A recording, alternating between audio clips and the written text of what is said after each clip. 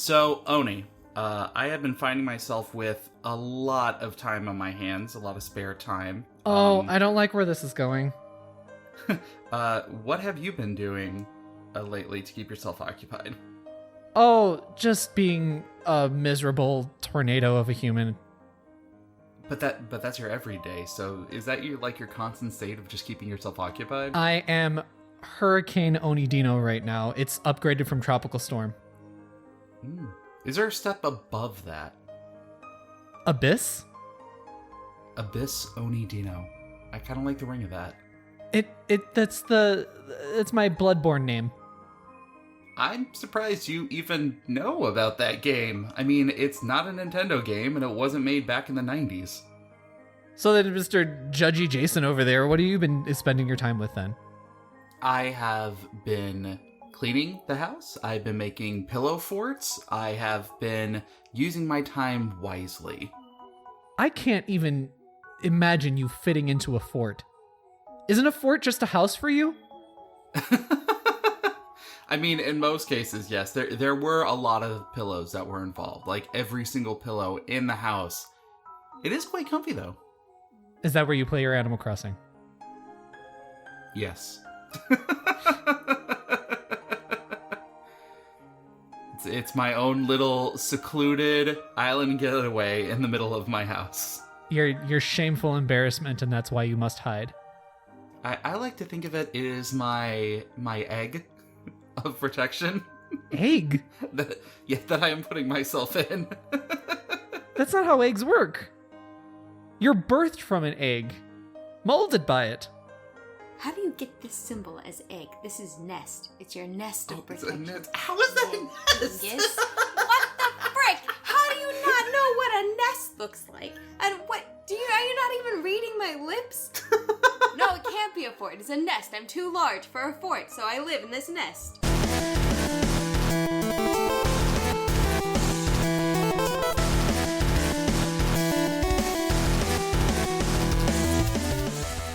Hello, my independent listeners. You don't need no publisher. You are listeners. Listening. Galen, help me out here. You are the listeners of this episode. No, I was trying to make it listening. Nintendo. Thank you for joining us, friends, today on the Nintendo Everything Podcast episode. Is it 72? Could they be the listeners? We've gone past that. My name is Oni Dino. With me, I have this failed Kickstarter. You can donate to his PayPal. It's Galen. I have several tiers if we happen to get to our goal, but I have a feeling we're not even going to hit that, base mark.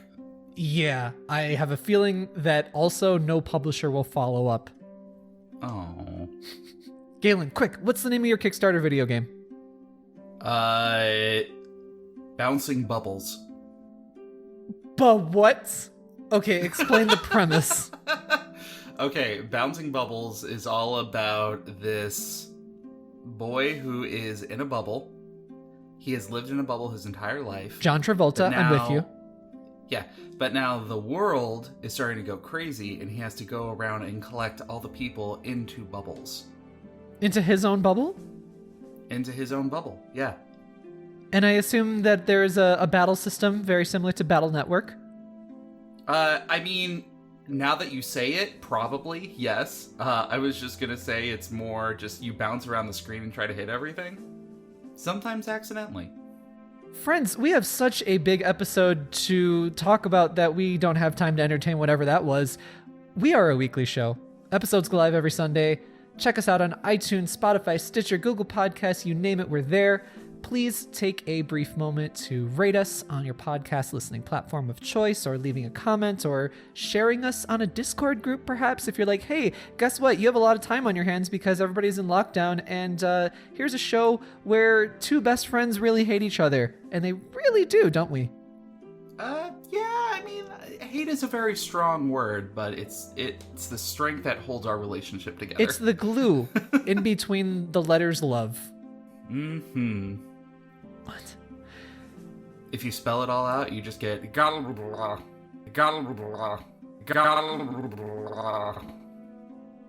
Uh-huh. So what are we talking about in this episode? So much. We got a ton of video games to talk about. Animal Crossing just came out this week. The Trials of Mana demo also came out this week out of nowhere. Square Enix being just a saint lately. And also there was the Indie World Showcase. Mm-hmm. Galen and I have some highlights from that show. A lot of good ones. A lot of key players in that show. And I appreciate a lot of the games that did come out during the showcase. They were interesting enough that I tried my own hand on them. So, Tried your own hand. Galen, have you been spending too much time alone? Yes, absolutely. Don't worry, Galen, I'll edit that out too because it was really embarrassing. You are a saint. Thank you. Now let's get to talking about what everybody wants to hear about, but we have a special guest with us this week, don't we, Galen? Yes, we do.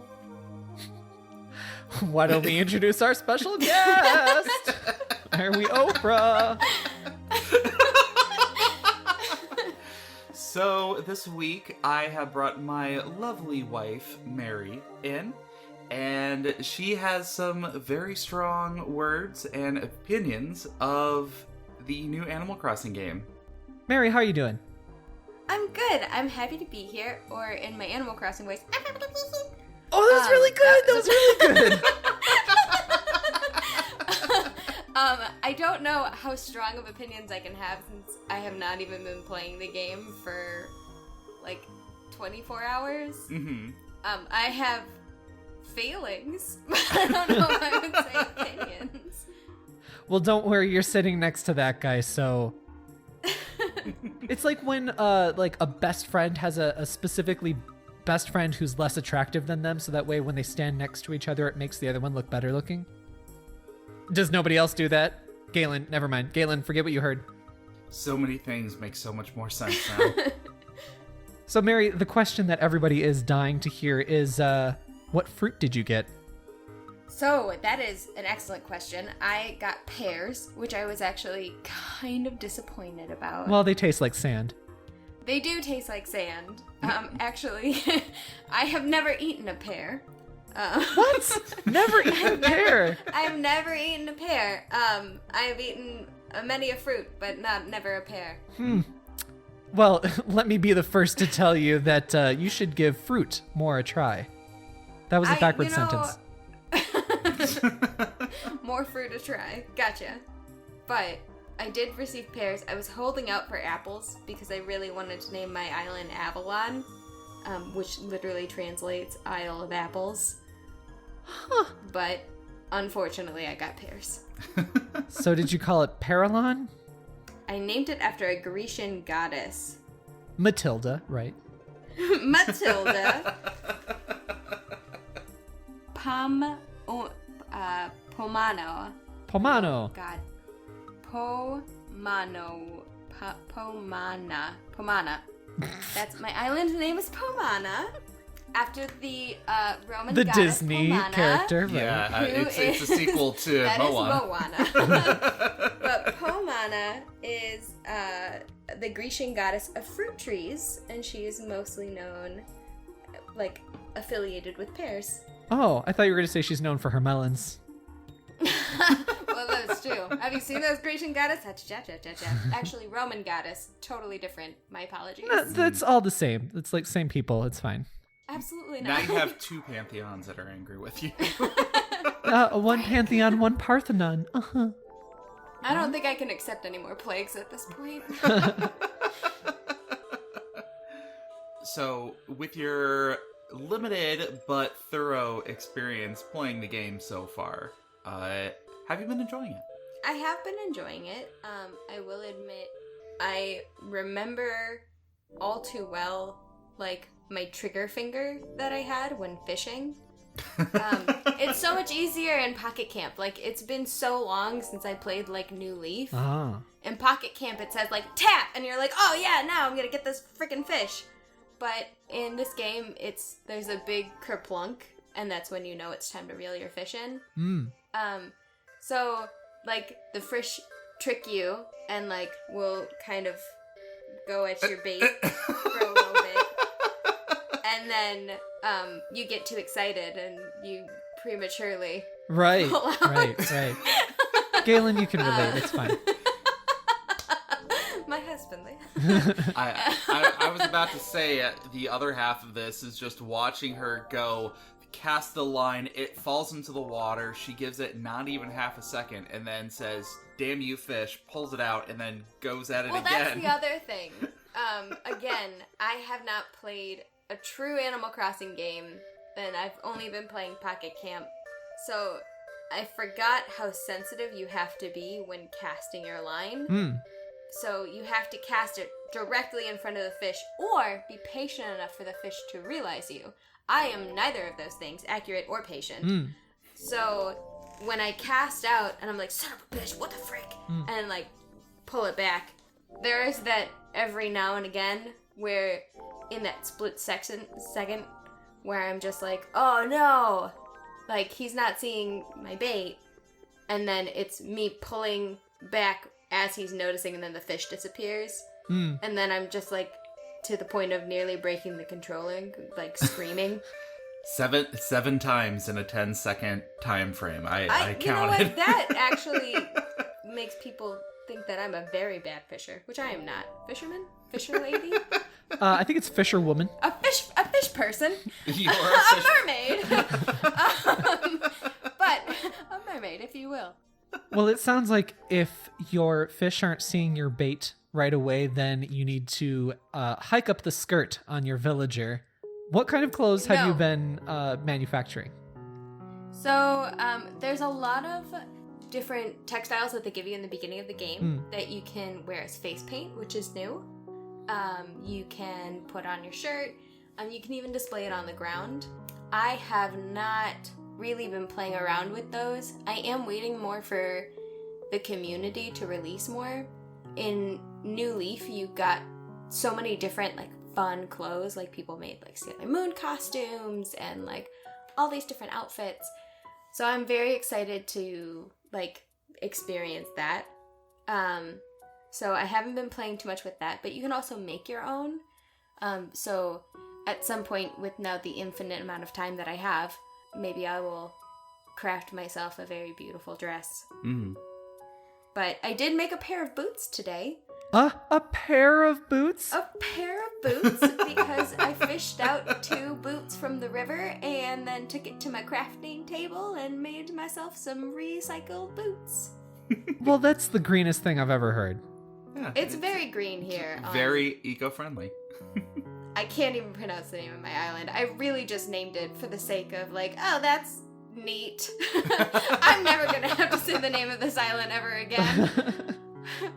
As one of our lovely listeners suggested, you should have called it MILF Island. I wish I had.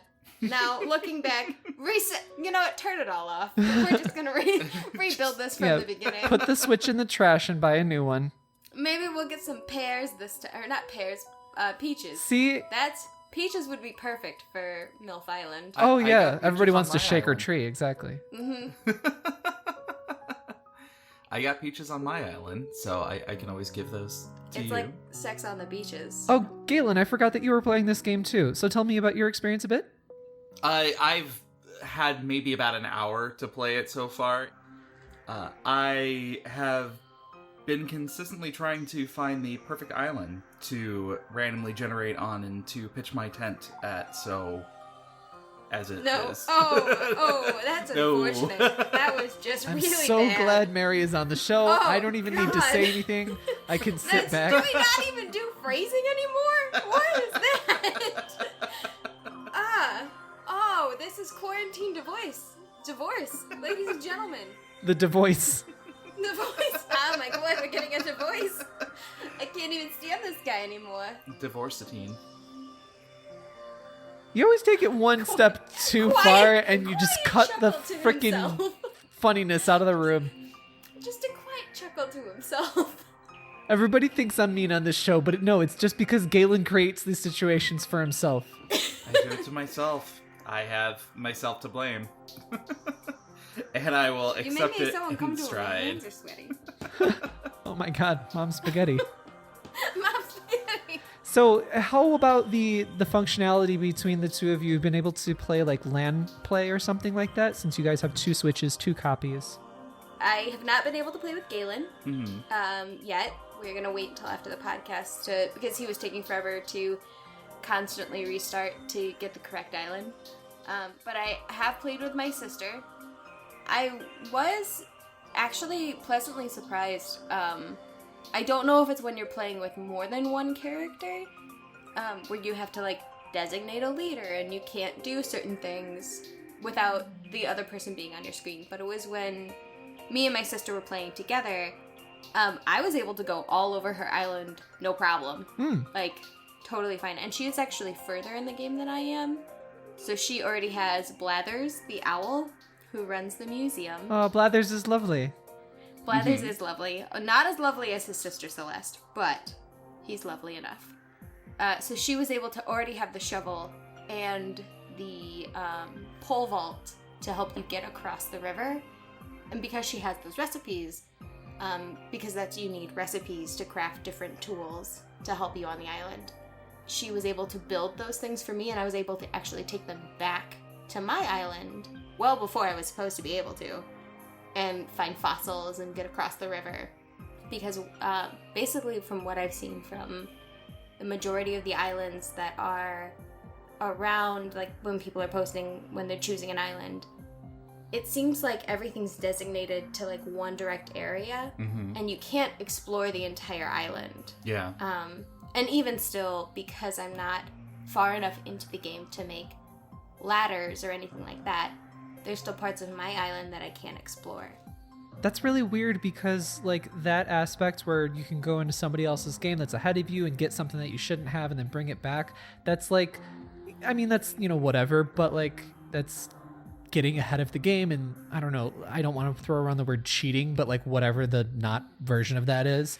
And I am totally cool with cheating in video games. Oh, yeah. No, I'm totally fine with that. But, like, I'm going to dial it around to Nintendo being like, well, we're not going to do cloud saves because people could cheat. People could abuse the economy. It's like, can't you already do that with, like, what you're telling me right here?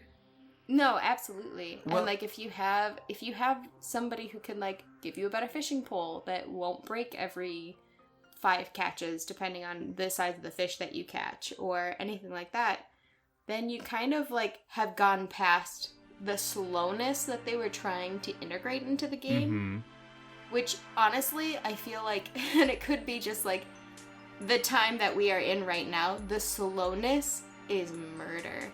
Really? Like it's really hard for me, and again, I'm a person that does not have a whole lot of patience.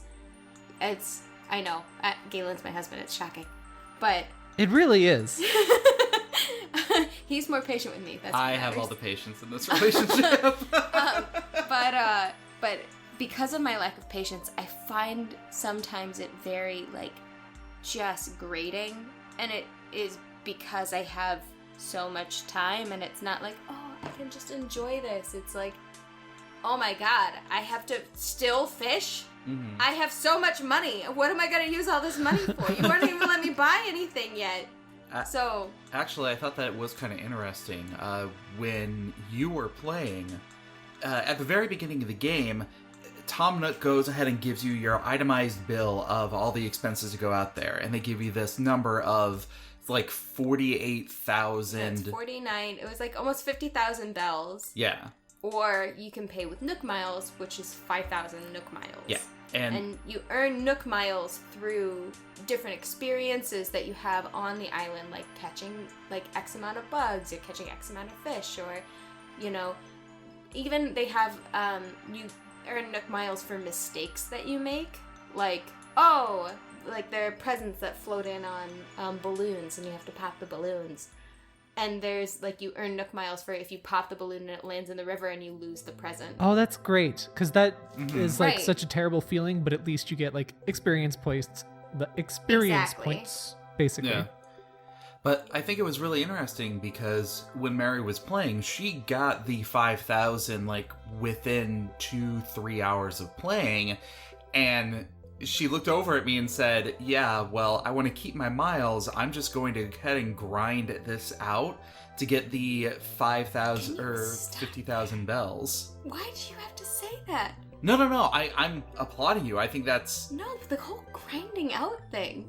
You gotta really think about your words, sir. That was bad. He like That has was no so idea. bad. Like, you know what you do? You get a recorder and you record yourself. Who was that? I thought that's what this podcast was for. What TV show was that? Where the guy like would always say the most inappropriate things. Oh, it was the guy who accidentally blew himself all the time. That's your Tobias. Your Tobias Funke. Oh, well, looks like I went and blew myself. How about a banger in the mouth? Yeah. Oh, I forgot you called it a sausage in the mouth. Arrested Development, a fantastic show here on the Nintendo Everything podcast. Grinding out, right? Go ahead. Yeah.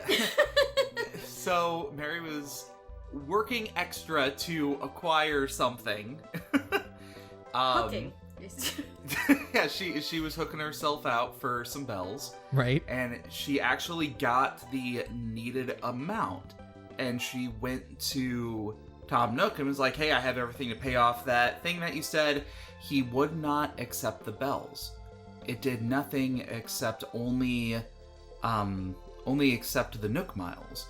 And it's very obvious that this game is designing it so that it's like gatekeeping in a sense of opening up more of the island and opening up more experiences, because it's very slow going.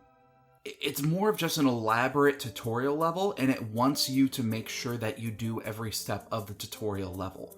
It wants you to collect 10,000 or 10 fish. It wants you to catch 5 different bugs. And I honestly think that it is doing it so you can't get further than you're supposed to. Because... Well, and that's it. It's an element to try to control the pacing of it. But with the nature of Animal Crossing, I believe, does have a bit of fun repetition to it, where if you're focusing so much on that repetition without giving somebody the elements to do more things in the game, I think that's why a lot of the critique I've heard about this game so far is the beginning is very slow. I'm on my 30th fishing pole. Yeah. Like, I have fished so much because you can only fish for so many, like, casts. But I'm pretty sure, depending on the size of your fish, your fishing rod goes out faster if you've caught a lot of large fish or, like trickier catches. Your fishing pole actually goes out faster than just smaller fish. That surprises me, because you always told me that size doesn't matter. Just the comedy, it writes itself. I no longer have to host the show, I can just produce it. Well, Mary, that sounds like a mixed bag upon the early game, but I bet you're going to break into it and it's going to be a whole lot more exciting once more things open up to you. Yeah, I'm very excited because there's, like, especially when you get to the other parts of your island, when there are higher levels that you can't get to yet, and I don't, from what I've been reading, because I'm a person that reads things, to be like, why can't I get this? It's not going to open up for, like, 4 real life days to get the opportunity to get to the higher levels of your island. But it's really cool because when you're on the other side of your island, you can see, like, prime mantises and, like, different fauna and flora on the higher levels of your island, and you're like, I can't get there yet, but I can see it, and you're beautiful. So that's really fun. Well, I have a feeling that you're going to be talking like that for the next week, and we'll have you back on the show next week to hear how it's been going and your slow descent into madness. Awesome. Well, thank you so much for having me. It was great talking with you guys.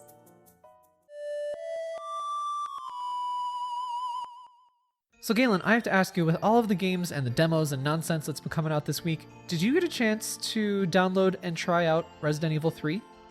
I have downloaded it. I haven't tried it yet. But I actually have a huge backlog that's been popped up just this week. Right, phrasing. So it sounds like that we're both gonna need to play this game and then talk about it next week. 100%. I'm really excited for everything. For everything? What? Just for everything. Like, you know. What are you a source of positivity in this deep dark world? In a short, sharp shock. Because video games are the light that's going to get us through this. Yeah, probably, hopefully. Welcome to our comedy show. Yeah. Well, on the topic of demos, let me tell you that I spent quite some time with the Trials of Mana demo. Excellent. This one completely went under the radar for me. I didn't even know that it came out. Well, that's because you have to get your priorities straight, Galen. Yeah, absolutely. Toilet paper, Trials of Mana. The other way around. Oh, okay. So, this is a 3D remake of the Super Nintendo JRPG. It is the sequel to Secret of Mana. Mm-hmm. This is the third in the series? That's correct! Hey, I got something right. So, the story is that the energy in the world, called mana, is fading due to the goddess of the world sealing away 8 evil gods into 8 mana stones. Okay. And so the goddess has fallen into a slumber after doing this, and due to the mana fading, peace in the world is also fading. Is it strange that it's 8 and not 7? No. I don't know. When I think of like standard MacGuffin-esque RPG tropes, the number 7 seems to be popping up all over the time. So the story starts out, the demo is basically the opening of the game. And you can choose your main character, and this is for story purposes. So that's the character storyline that will drive the main events. And then you choose your 2 supporting characters, whom you can play as and recruit into your party. So is it kind of like the Octopath Traveler demo, where the character that you select is dictating what story that you take? Kind of, yes. In Octopath Traveler, though, you can collect all of the characters. In this one, you only get 3 out of the 6 available characters. So that means that there's a lot of replay value. Okay.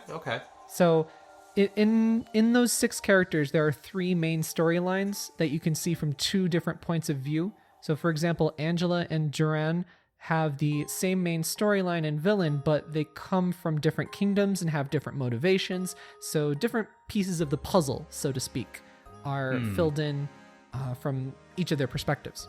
Okay. So there's tons of replay value with, like, which characters do you choose? Which main storyline do you go with? Which classes do you evolve into? It's very exciting, and I'm really looking forward to this game. Yeah. Now, this is the game that we heard about before, where the characters are essentially going to be able to evolve into either a light or a dark side of whatever class they decide to go into? Yes, and then after that, another set of light or dark. So, I have lots of things that I liked about this game. Like, firstly, you can play as any of the characters in this demo. Any combination, and your save file will carry over into the main game when the main game comes out next month, too. Always love when Square Enix does that. I just love it when demos do that in general, so yeah. So visually, this game, speaking of Dragon Quest, looks a little similar to Dragon Quest XI. You know, lots of strong colors and a slightly anime-ish art direction. It's distinctly different from Dragon Quest XI, though. It doesn't have the Toriyama look to it, but visually and colors, it does. Okay. There's some really nice anti-aliasing happening on the rough corners, so everything looks very smooth. There's lots of little idle animations for the characters if they're standing there.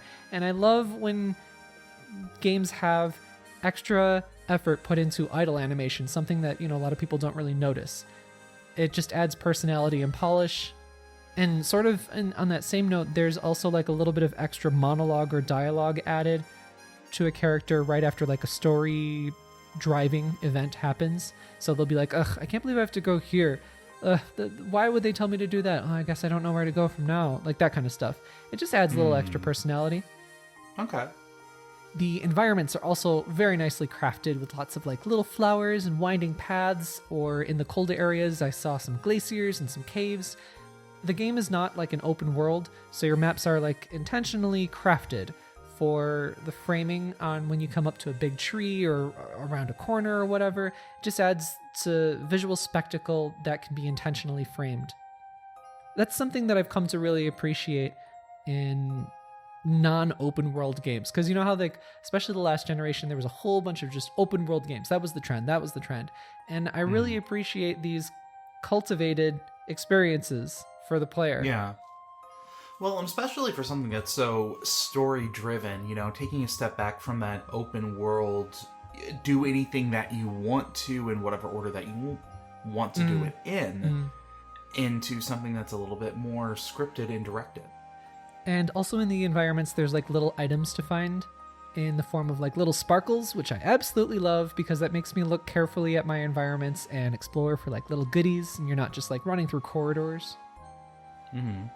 And then sort of serving the same purpose, but in battles, there are Bravely Default style win bonuses in battle. So you get like a little bonus for taking no damage, or finishing an enemy with a special attack, or in a certain time. Very cool. And it just adds like a little optional strategy to every battle. So I'm not just, hacking and slashing. I'm being more careful and more engaged in every fight. Nice. Yeah, like little aspects like that make battles extra fun. Mm-hmm. The new music arrangements are great. They are a fantastic balance of being faithful and more robust. Would you say that there's a particular style or theme of music that is prevalent through it all? It's very fantastical, like fairy village kind of stuff. Okay, gotcha. There are, of course, some things that I dislike, just like about every game. I am the contrarian on this podcast. Yes, you are. These are mostly minor, but there's no like auto progress during scenes with spoken dialogue. So like with Bravely Default or most JRPGs, the character would finish their line, and if you had the auto button engaged, then it would automatically go on. You didn't have to wait for you to press the A button or whatever. And it doesn't have that. And I'm like, why? Like, that's such a basic feature for modern JRPGs right now. Yeah, I really appreciate being able to turn that on and off, so it's kind of surprising that that's not there. And the camera reset is both visually and functionally awkward in the game. It never feels good, and I never got used to it. It's basically clicking in the left stick and the right stick, and then the camera swings around sometimes dynamically, so it's like somebody actually spun you around, and you're like, whoa, like... Whoa, that's weird. Yeah, and also L3, R3, or clicking in those sticks, like, that doesn't feel good to focus your camera. And the problem is that, like, in the options menu, you can switch up the button combinations, sort of. They only give you a selection of options to change it between, which is really annoying. But, like, clicking in L makes you run. Clicking in R makes you... the sticks. Makes you lock onto an enemy. So it's like those are both like big functions, and those are both functions that should be mapped to those exact buttons. So yeah, I get that they're like, well, we only have clicking in L and R at the exact same time to do it. And I'm like, I don't like it. I wish that you could completely change it. That's really weird. It boggles my mind that there are some games and some companies that are still struggling with how to handle camera movement. And as you heard with my Final Fantasy VII impressions, camera movement was an issue in that one. Maybe it's just Square just like slept through that class in game development school. But you know what? Here's the thing though, is that like the camera in this game versus Final Fantasy VII Remake demo, I enjoyed it thoroughly in this one. This one feels way better. I have a little gripes about it still, but this one feels way better. Of course, it's made by totally different people. It's just under, the same umbrella of Square Enix, but it's made by totally different teams. Another thing is that I didn't really care for the English voice acting. Not my favorite. It was very stilted and awkward, and I just couldn't settle into the game, so I switched it right over to Japanese. Nihongo for all you Japanese speakers. Being the Nihanga speaker that you are, did you notice any discrepancies between the English translation with the dialogue and what they were saying? Not at all. It was all fine. Oh. So all in all, it was a really nice experience, and I just was happy when playing the game. I was just purely happy. I did play it a bit in TV mode and in handheld mode. What was interesting is that in TV mode, there were like a very few slight and occasional FPS dips, like frame drips. Drips? What? Drops. I noticed them, though slight that they were. They didn't have a negative effect on my experience. I played the whole thing in TV mode, and then like later on I played a little bit more in handheld mode, and I realized, oh, there's no... But at least those little drops that I was experiencing before in TV mode, they didn't happen in handheld mode. So that was kind of an interesting observation. Possibly plays better in handheld. I wonder if that's something that they can kind of smooth out when the full game comes out. Yeah, I'm hoping. The game isn't doing like anything particularly new. It's doing a combination of things that you've seen in other RPGs, and it's doing it well, even though like it's smaller budget kind of remake. It's like going to and hold on, I got a food analogy because I'm a little hungry. It's like going to a restaurant's grand reopening.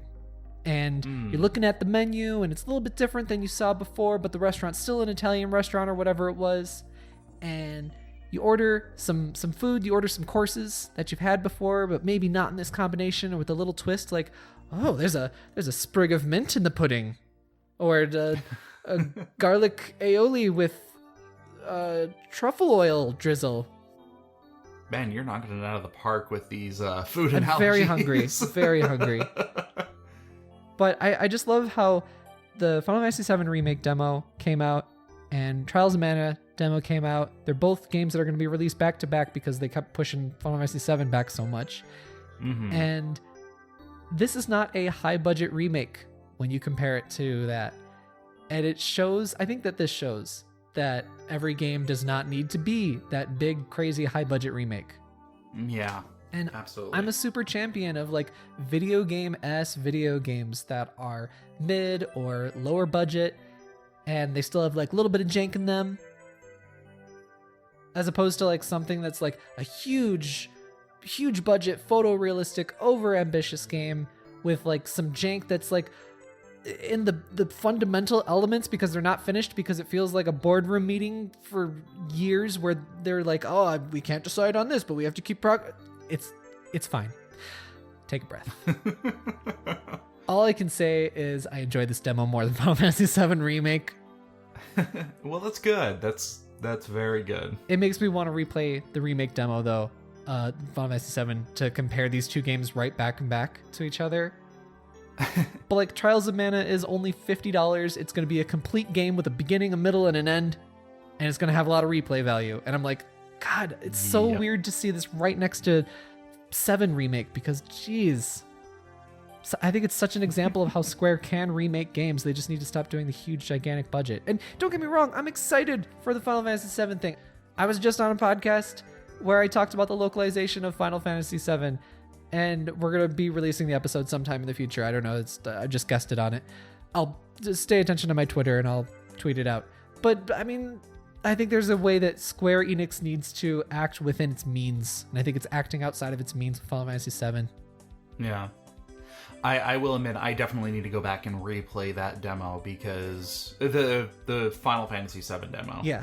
Because after we started talking about it, like, there's a lot of things that I want to go into that game with a fresh set of eyes to kind of see. Like, I honestly, thinking back on it, I still want to take another look at, what was her name? Jessie's character? Yes. Because I heard another podcast that was talking about it, and they were just talking about how thirsty she was the entire episode. I'm like, okay, so it's not just the group that I talked to. There's some more opinions going on here. Okay, good. Because honestly, every person that I've heard talking about Jessie, and if they're like heterosexual males, they have all been like, oh, she was cute, she was endearing, and stuff like that. And I feel like I'm taking crazy pills because I'm like, are you kidding me? Like she was just obnoxious. I have a suspicion on that. Quick question. Right before you go down the ladder, and I know we're talking about Final Fantasy VII again, god damn it. That's fine. It's gonna happen. Yeah.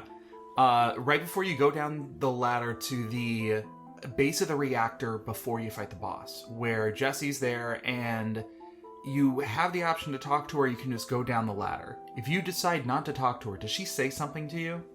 Yeah, she does. She just keeps talking to you. Okay. Well, at that point, I decided to talk to her, and she actually made a comment of, "Oh, hey, you know, take the time to talk to me. That's sweet. You know, I'll go ahead and wait here. You go blow its mind first." And it was just very. God. That wasn't the exact quote of it. No. It was really close because I remember that frame, or that frame, the phrasing. Yeah, but I just remember thinking that and was like, "Oh, okay, so." This is a commentary on her character of, you know, wanting to be a little bit flirtatious, but more of understanding the priorities of what's going on. Oh God, I'm rolling my eyes so hard. Again, I have to go back and I have to listen to all of it again. But I think because it was just them pushing this one character into a trope so hard. Yeah, I definitely have to go back and listen to it again and just replay the entire demo with a new set of eyes. Yeah, you should. And then you can talk about it on the podcast. Exactly. You can create some content. But I will also try out this Trials of Mana demo. Please do. Because this sounds very entertaining. And then I will try out the Resident Evil 3 remake demo. And then we can talk about it on the podcast. And for once in your life, you can prepare for a podcast. This is just going to be demo the podcast. So, Galen, why don't you tell me about Sky Rackets in Flight with this afternoon delight? So, I have been playing Sky Racket. This is a game that has been sent out to us by Double Dash Studios. They came out and they actually featured this game on the Indie Showcase. So, describing this game is a little difficult because it is a side-scrolling space shooter type game. Think of Gradius or Toho or something like that. But mix that in with the blockbusting game from like the early 90s where you have the little paddle and the ball goes back and you're trying to break all the bricks that are in front of you without losing the ball. Combine those two into a game, and that's what this game is. Yeah, it reminded me a little bit of like Parodius specifically, or like the Cute 'em up instead of the Shoot 'em up genre. Mm-hmm. That is actually the first thing I want to talk about with this game. The aesthetics of it are beautiful, and I absolutely love the character designs in it. The anime intro that they had at the very beginning, it gave me very Steven Universe / Astro Boy vibes as far as like how the characters are designed, and it's 100% fitting with the tone of the game. The enemy designs themselves are definitely on the playful side. Again, alluding to a relatable cartoon, the enemies were like giant bananas and monkey statues and a bunch of floating blocks that when you hit them, they break into a bunch of tanukis that try to grapple you off the screen. And that's a Cute 'em up for sure. Yeah. It reminded me a lot of something that you would find in like Adventure Time, where the characters just had that like endearing quality to it. The backgrounds are absolutely gorgeous. There's a level of detail that goes into them that I just had to take a step back and go, wow, this is really pretty.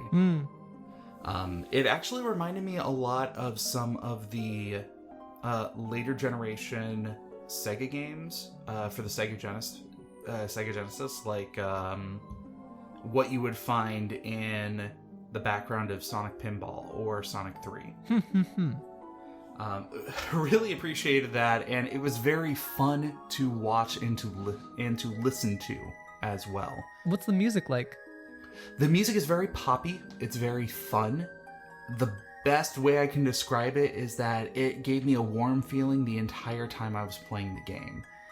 Even though the game can be very hectic at times as far as how much is actually on the screen, which I'll get to in a minute, I never felt overwhelmed or rushed.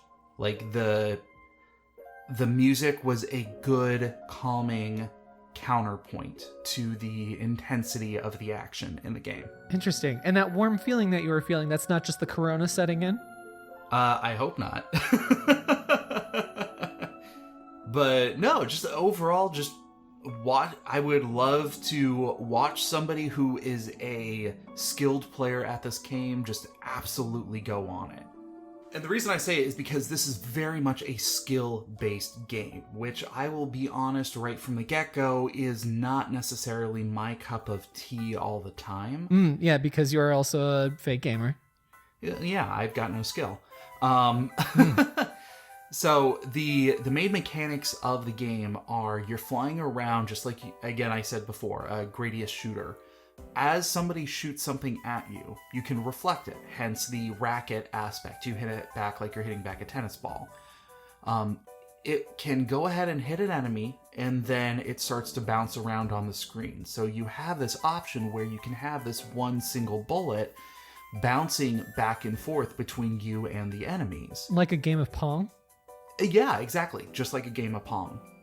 The longer that your bullet is out there and you keep this combo going, the larger it gets and the stronger it gets as well. So it rewards you for having that additional skill and just keeping up that combo, which is very unique. I don't see that in a lot of games that I usually play. My problem, however, is that this can sometimes get a little bit overwhelming. Because I'll take the first level, for example. So it lays up all of the enemies and it gives you... There's really no threat because there's only one bullet on the screen. And it gets you into the pace of learning the mechanics. As the enemies get destroyed, they drop these score multipliers that start to come directly at you. And you can move your character around and catch those. But at the same time, you have to be in a position to be able to knock the bullet back. And if you're skilled, you can maneuver your character either a little above or a little below to angle the shot in a particular way. But I'm not there yet, so... I see. How difficult is it to, like, keep an eye on the ball when it's, like, floating around the screen? Well, and that's the other thing. Like, when you hit a bullet back at the enemies, it turns into a blue color, which is different than most of the other things on the screen, but there are some enemies in there that are also blue. So between that and all of the other particle effects that are kind of going on with the, not particle effects, but like all the other projectiles that you have to kind of dodge around, it can definitely become very overwhelming. So a little bit too busy on screen for your old eyes, right? I get it. I'm also becoming elderly. It's fine. No, that's 100% it. And that's why I'm saying I would love somebody who is very skilled at this kind of a game. Who's Jozu? Really some Totemo Jozu na Hito. It's so hard for me to speak Japanese like that. It's bad. I have to like intentionally try. I would love to see somebody super skilled at this game go at it, because this can be very visually appealing to watch. Yeah, I'm actually looking at the launch trailer right now while you're talking, and it's beautiful. There's so many different colors and lovely little pixel arts happening in the background. I see what you're saying about the backgrounds. The character designs and like that little anime opening, I really have to mention this because it's probably my favorite anime ever. It reminds me of Kaiba. Oh, yeah. No, you're 100% right. But no, the game is absolutely gorgeous, and I love watching it. Playing it is still a little bit of a different story for me. Not that the mechanics are bad in any sense, it's a little bit outside of my personal wheelhouse. I see. So you gotta have some skill. You need a little bit of ability to play this game. This isn't for the babies, the baby gamers like Galen. You need a capital G gamer. Exactly. And not only that, like the game also does struggle a little bit in teaching those mechanics to somebody like me who is coming in from a little bit of a fresher baby mindset. Gamer. I have played other, space scrollers, whatever you want to call them. I'm just going to call them Toho games. Shoot 'em ups. Yeah, in the past. And very often when you get to more advanced play, you start to learn that the character sprite of your character isn't necessarily representative of the hitbox of your character. So you can rush forward and it looks like a bullet is grazing past your character's leg or the wing of your ship, but that's perfectly fine as long as it's not the very center of your character, and that's your actual hit spot itself. And the main strategy is being able to maneuver that hit spot around all of the danger. So in this game, is it too generous or too difficult of a hitbox? I'm still trying to figure that out. I feel like the hitbox is a little bit larger than what I was expecting it to be, but I don't know if that is my own preconceived notions of kind of knowing what kind of game this is, or if it is something that is outside the norm. So I'm still getting used to that. And also the game does struggle a little bit when it comes to showcasing the new elements of whatever level that they're actually going into. I feel very much that this game is meant to be a score chaser and to replay the levels several times. But that first initial time that you're going through it, when they introduce something, it's kind of hard to tell what you're supposed to do with it. I'll give an example.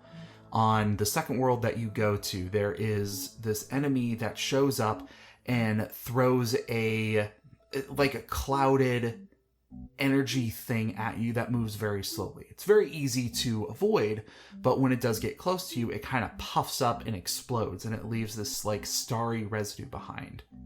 And I was like, okay, that's really weird. So I moved into it not quite sure or quite knowing if that's something that is safe or dangerous. Oh, that sounds like a total operational failure on your part.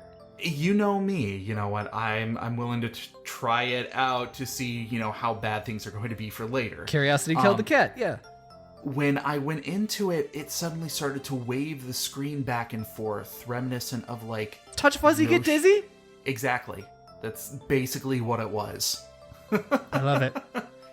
But then also in that same level, there is a new enemy that they introduce where I thought they were cats at first, which is weird because one of the character designs is a cat head on a sub sandwich that just starts flying towards you and just shooting stuff. It's very weird. But I found out later they were tanukis, and they randomly appeared because they were disguising themselves as these random obstacles in the thing. But once they explode, they try to go directly towards you, and if they hit you, they don't damage you, they instead just grab onto you and slow your character down. So, well, what you're saying actually sounds kind of good for me. It sounds like there's a lot of varied enemy patterns to learn. Oh, absolutely. I will give it credit that every single level I played, there wasn't a whole lot of repetition. It was just building upon the old things that were established there, but the new mechanics just made me kind of recognize the old mechanics for what they were. But it was a struggle kind of recognizing what those new mechanics were the first time I was introduced to them. So, final thoughts? Final thoughts. This is a very interesting game. I think it is beautiful to watch, and if this is your kind of game, if you enjoy these kind of side-scrolling games, this is definitely one you should seek out and try. It is a wonderful experience.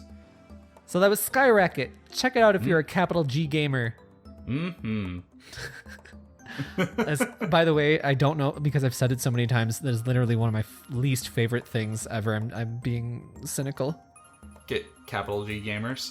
Yes. Sometimes people don't pick up on my cynicism. I don't know if that's just because I'm so naturally cynical. Like, I remember we made a joke about anime pillows, and I was like, this isn't an anime. And somebody responded like, well, of course it's not an anime. It's a pillow. Anime is TV. And I'm like, yeah. All right. Well, I feel like I'm going to check out Skyracket myself, and then I'll get better at it than you, and once and for all proving that I'm better than you. Please do. I would love to watch you play it. Skyracket's in flight. Double dash delight. Hey! Again, I also want to send out my thanks to Double Dash Studios for sending us a code for the game, because yeah, this was a pleasure to play and to go through. Thank you very much, Double Dash Studios. Yeah. Everybody check it out. See if it's your cup of tea. Because it's definitely beautiful and looks like it's got a lot of love in it. So, Galen, finally, we have to talk about Moira by Nombas. Oh, yes. I remember you were going to go into more details on this game. So I spent quite a lot of time with this week. This is a very long game. I'm very surprised. Really? Yes. That's good. So the pitch on this is that it is a visual novel mixed with Picross puzzle solving, and the theme is murder investigation. Okay. So very Ace Attorney vibes. Little Ace Attorney, little Professor Layton.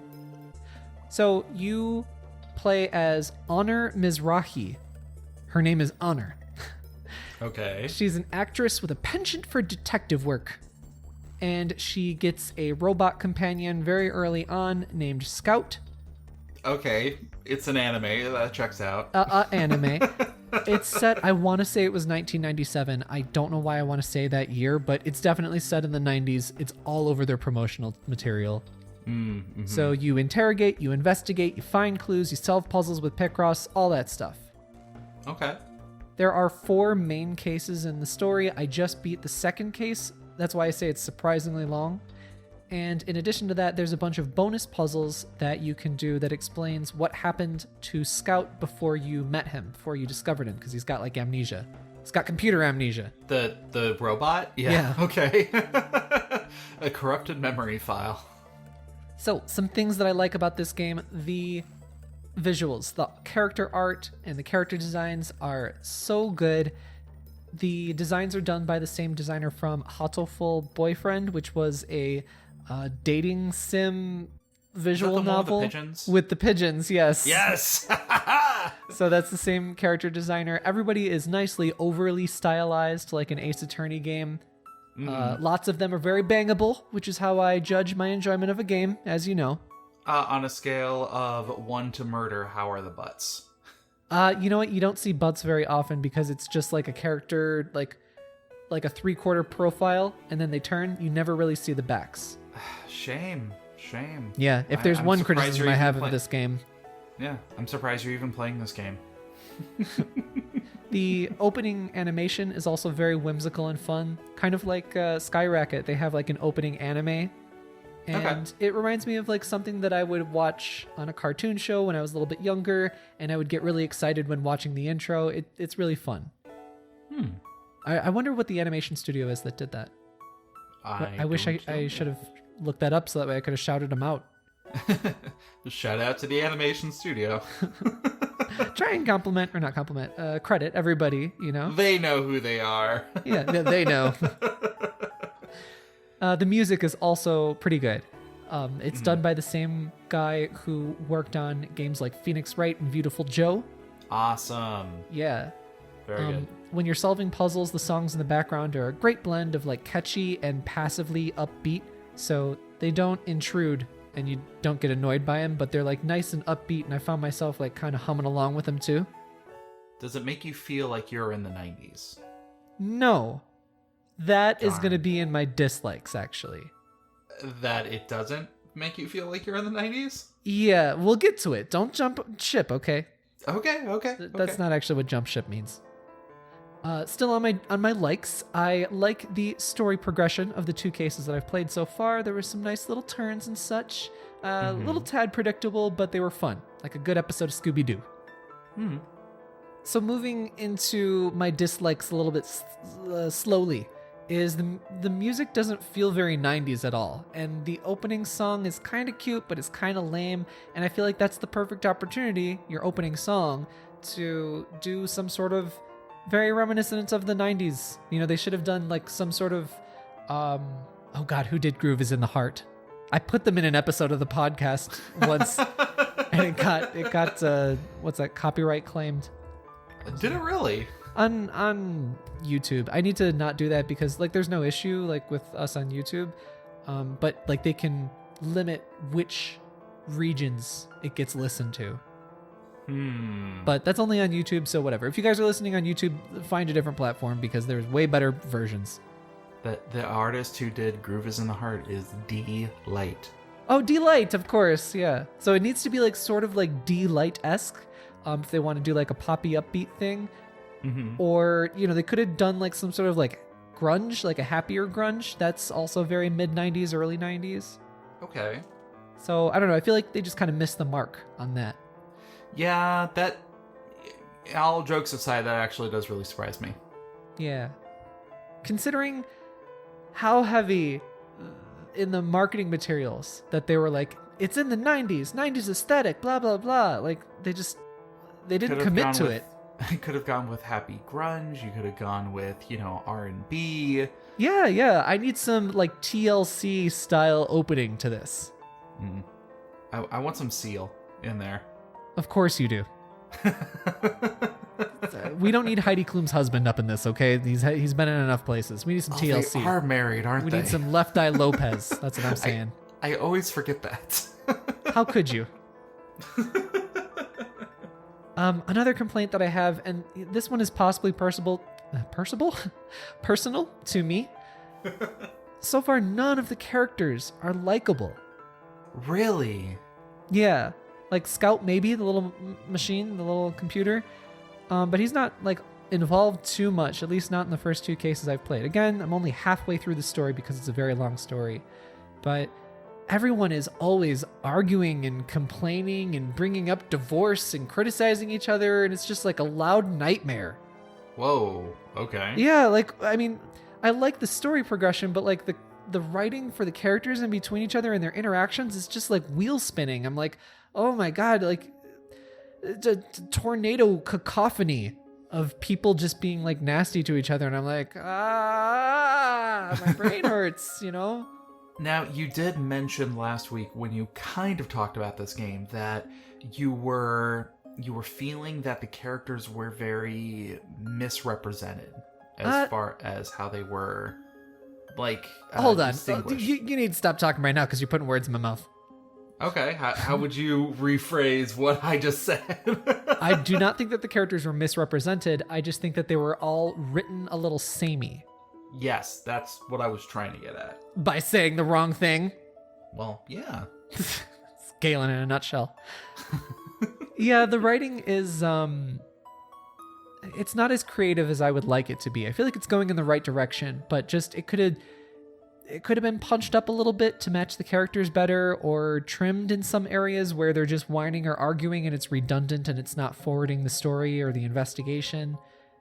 Just a little trimming and another rewrite would have helped, I think.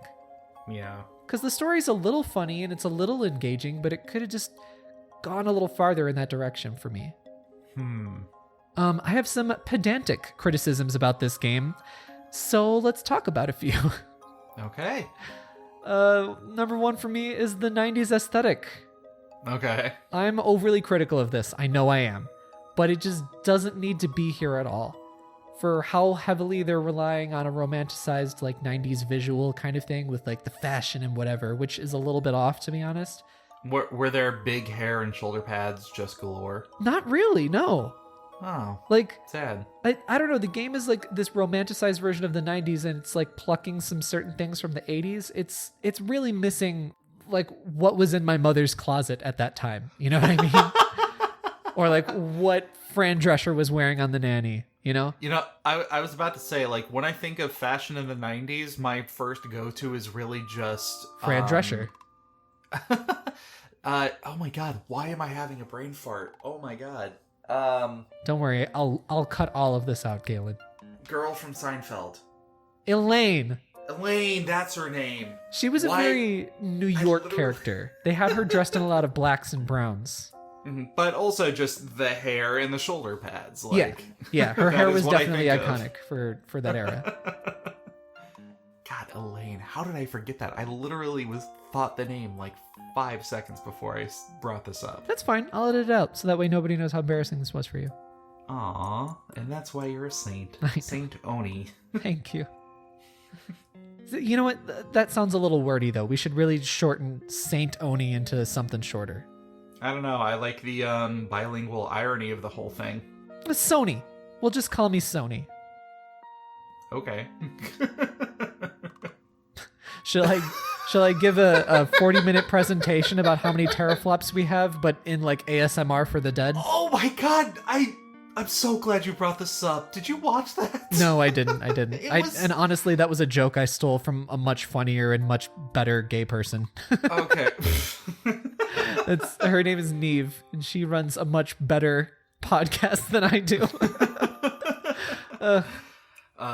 No, I watched that presentation, or I listened to it, and it was dry as f***. Yeah. We'll talk about that a little bit later. Let's continue on to Murder by Numbers right now. Yes, you were talking about the 90s poor aesthetic. implementation of the 90s. Now, I never thought I'd say this, but I think that there could have been more references to 90s pop culture in the writing. My God, it is the end of days. I know. I don't know if I'm reaching for something, but I'm just like, give this game a reason to be set in the 90s. Why is it in the 90s? Like, it's in the promotional material, but it's irrelevant in the game so far. There's really, I don't know. I know I'm being extra hard on this aspect, but just it's my pedantic criticism. No, I think it's a criticism that is worth mentioning because, just like you said, they went out of their way to put the fact that this game takes place in the 90s in the advertisement of it. Even in something like, I don't know, for jumping medias here, Stranger Things. Oh, yeah, that was just like 80s overload. Yeah, it was completely 80s overload, but that, like, it made sense.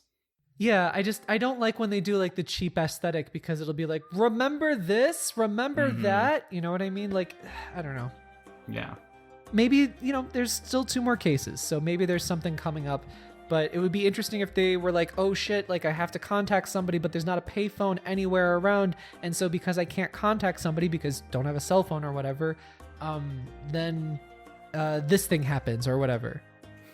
But that's actually another criticism is that everybody in this damn game has a cell phone. Like, do you remember? Specifically, when in the 90s is this supposed to take place? I think it's 97. Now, of course, cell phones have existed since the 80s. Oh, no, absolutely. But they really didn't come into popularity till like early 2000s. Exactly. At the earliest. At the earliest, yes. I mean, these people do work in showbiz, so I don't know. I can kind of forgive that one, but I am kind of surprised by it. Mm-hmm. Like, I'm just surprised that someone's like, oh, I don't have a phone. Can I borrow your phone? Like, there's one, like, for example, say there's the one guy, he has the phone, and they're like, shit, we have to, contact somebody right now. We have to go find Casey because we need to borrow his phone.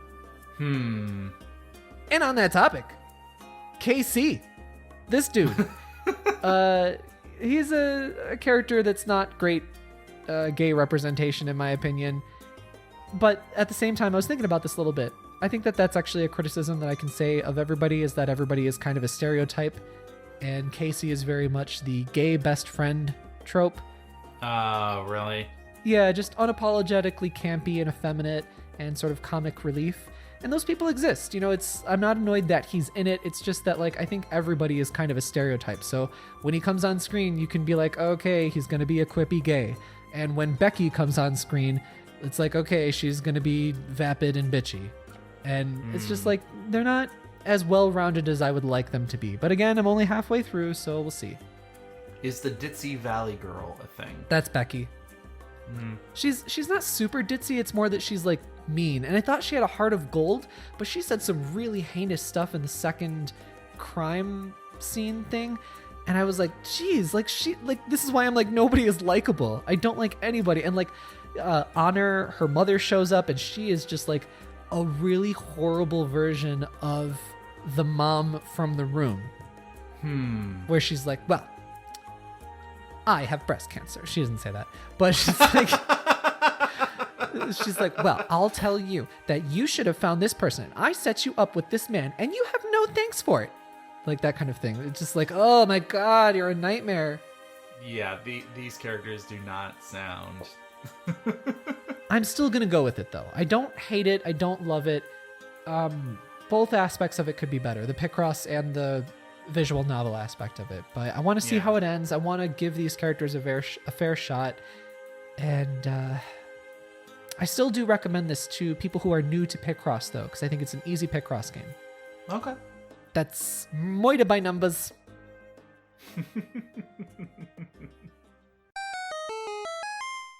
So Galen, the Indie World Showcase happened this week. We got kind of a deep dive on, I think I counted 13 different games, with not including that whole rapid fire, like, here are a bunch of other indie games that we didn't get a chance to talk about. Yeah, there was a sizzle reel at the end, and one of our games that we talked about, Sky Rackets, that was in the sizzle reel. Mm-hmm. Yeah. Which I would have liked more attention to, because, again, like, I didn't catch that it was out, like, right then and there. Yeah, yeah, especially because that one, like, released that same day. Mm-hmm. And most importantly, it wasn't a timed exclusive like every other game that was on here. Yes, so I wanted to say that before we start talking about... So, okay, what we're going to do is we're going to highlight a few games that each of us chose, and we're going to talk about those. Because if we talked about all of them, we'd be here all day. Well, not all day, but we'd be here for about as long as the last time was that we highlighted all of them. So we're going to highlight just a few of them. Yeah. But before we talk about that, I want to be like, okay, the theme of the show was timed console exclusives. Mm-hmm. I think over half of them were. Yeah, like more than half.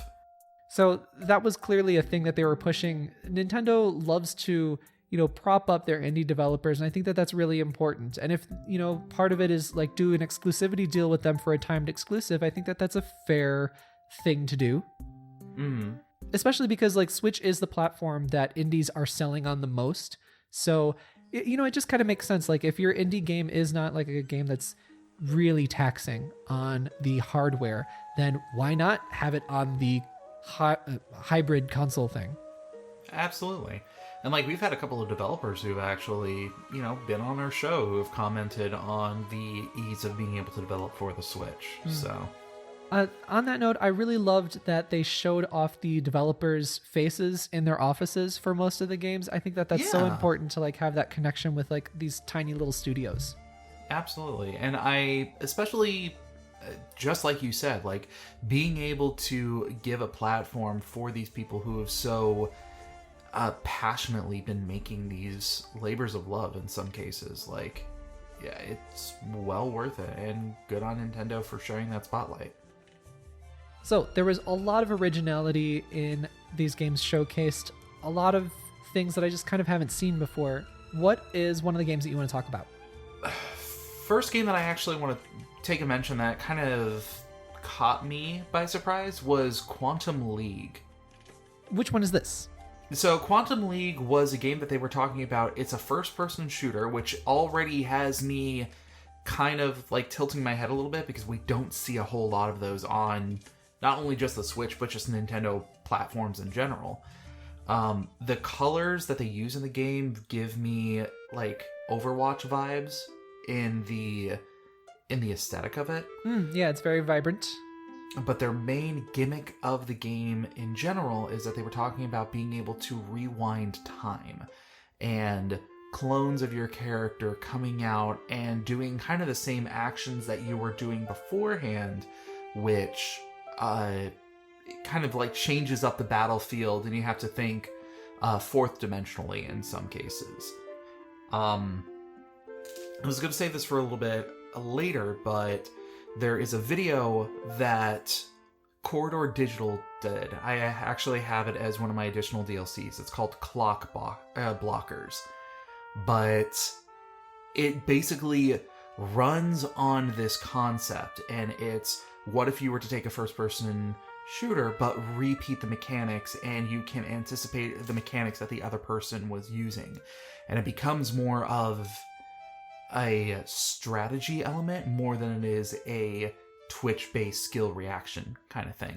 Okay, and as we know, Twitch-based skill reaction games are not for baby Galen.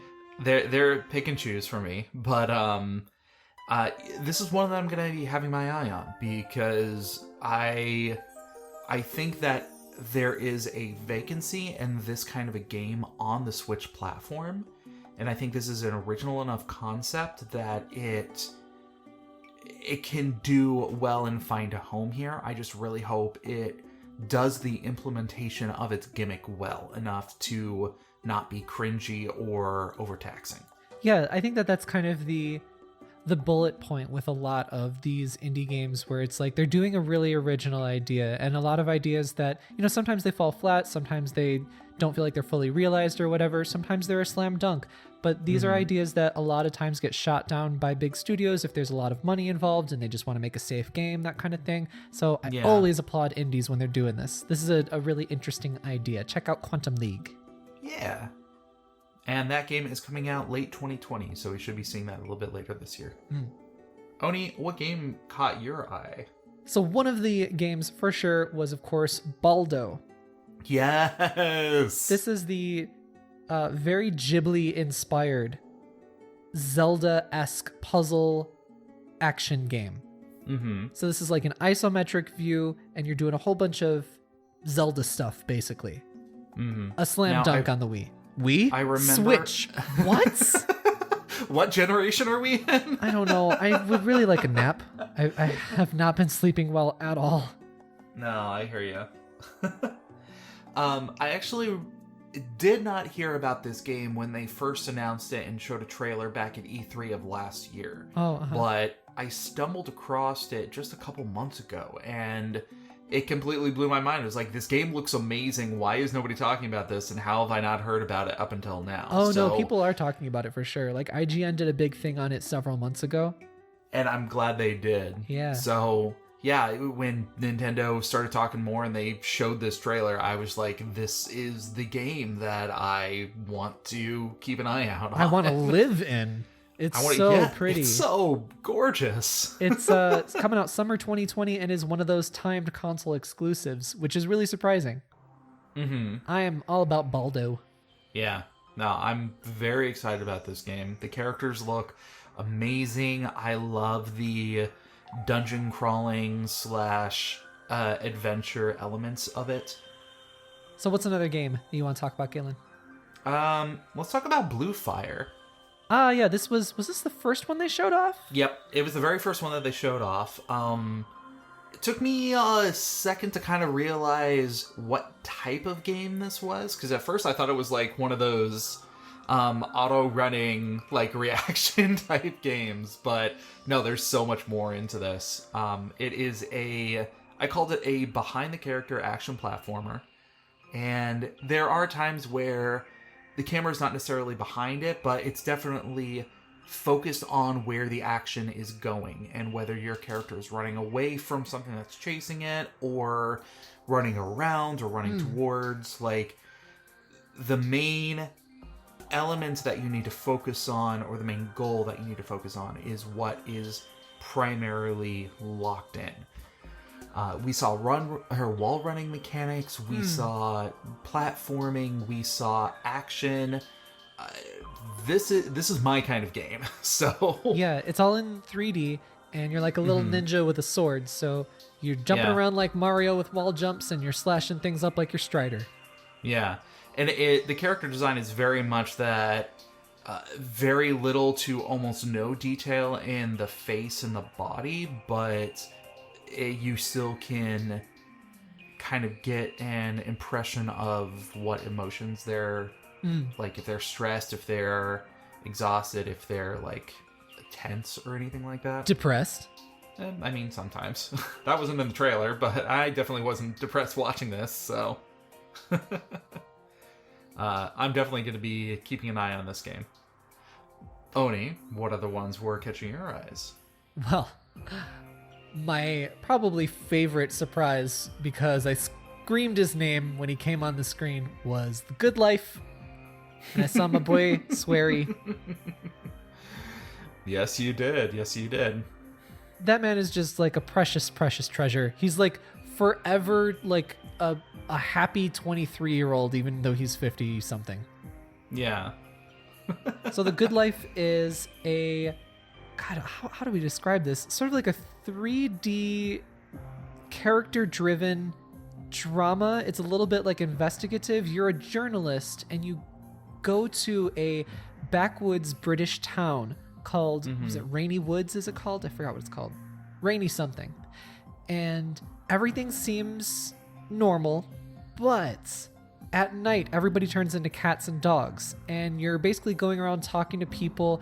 And if you are a fan of Deadly Premonition, you know that Swery is all about writing very, very quirky characters. So this is going to be a character-driven game probably somewhat similar to Deadly Premonition, and you're just gonna have to figure out the mystery and learn these characters. And I love the weird writing that Swery does. Like, Swery's writing is so incredibly good. It's a little off the wall, but we're actually going to talk a little bit more about Swery later on in the show too. And there's also sheep writing. In fact, that was one of the highlights in the trailer. Do you think those sheep that they're riding are actually people? No. People are only cats and dogs, and only at night. It's such Or a are weird they? concept. Dun dun dun. So Galen, what's your next? Well, since we're on the topic of, weird, quirky puzzle games, I want to bring up I Am Dead. This game gets me. This is a very strange puzzle game. Seems to take place on some sort of remote island, but there is a combination of people versus anthropomorphic animals. Like, I think I saw a couple of birds in people form that were walking through there. The entire idea is that your character is dead. They're a ghost. But you can kind of go through objects, and it has this weird, like, X-ray perspective of things that you can dive into. And doing so will give you clues that you can use it to solve various puzzles and everything like that in the game. But it also seems that the focus of the game is not necessarily going to be the puzzles, but also the story of these various people who are living on this island. So I'm very excited for the narrative of this game. The visual aesthetic is really, really strange too, isn't it? It's very strange. Very monochromatic when it comes to the details on a lot of the characters. It actually reminds me very much of Goose Game, once I'm thinking about it. And again, this is another one. It's another timed exclusive. And this is going to be coming out, I believe, they just said 2020. So we don't have, summer, fall, whatever. So, but that seems to be the general theme. Like, almost every single one of these games was coming out in either spring or summer of 2020. But enough about being dead. Let's go to somebody who only wishes they could be dead. Oni. What other game is going to keep you from not being dead? Well, I don't know. I'm going to talk about this one. The Last Campfire? Yeah, talk about being dead. But, no, this game looks gorgeous. Yeah, so the game looks really good and looks interesting. It's mostly a puzzle-solving game.